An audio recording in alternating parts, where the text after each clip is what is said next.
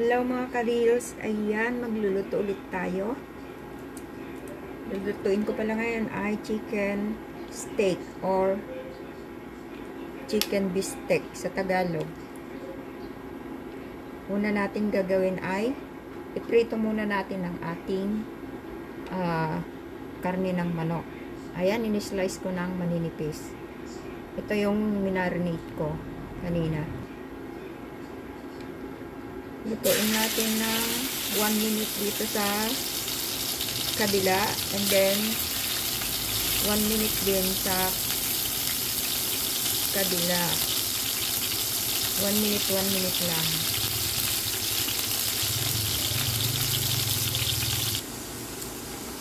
Yan, ito pwede na natin balik pa rin. 1 minute na. Ito hindi pa masyadong luto. Ganyan lang siya.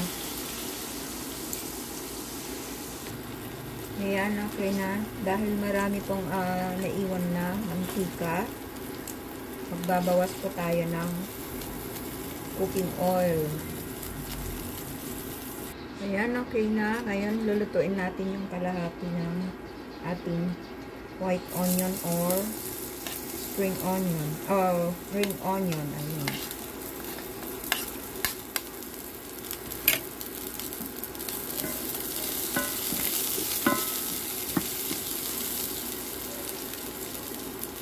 Then, sunod na natin ang ating chopped garlic.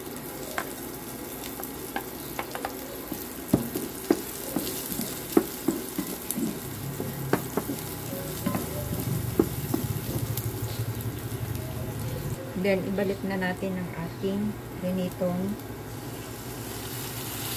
manok. There's chicken. Yan.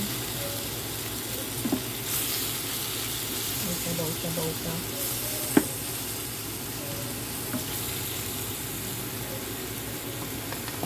Ayan, yung pinagmarinate natin kanina.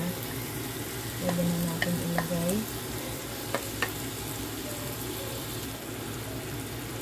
Maglalagay po tayo ng 1 cup na water para palambutin natin ang ating nilulutong manok. Ayan, takpan muna natin. Palambutin natin ang ating chicken. Medyo i-adjust natin yung ating i-adjust natin ang ating apoy. Yan.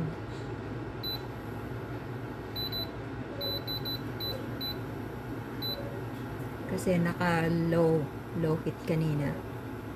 Yan na natin sa medium. Ayan, timplahan na natin mga ka-reels. Lagyan muna natin ng konting paminta and then asin.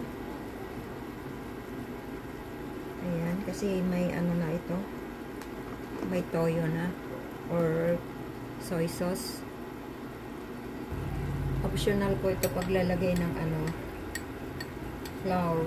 Gusto ko lang po kasi medyo malapot ang kanyang sauce.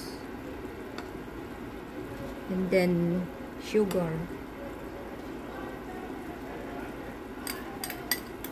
Half tablespoon. Optional po tong dalawang ito. Kung gusto niya lang lagyan. Naglalagay ako kasi para mabalance po yung kanyang lasa.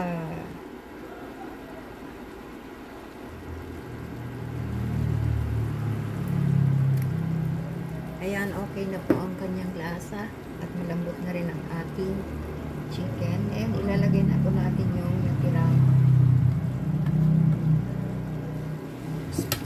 ring onion.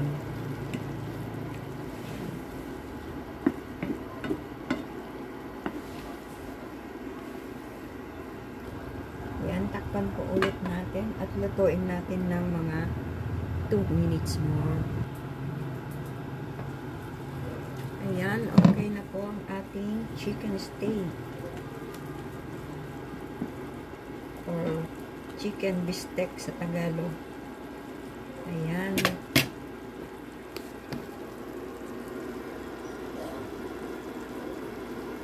Okay na po. Luto na po. Pwede nang ihain. Thank you for watching.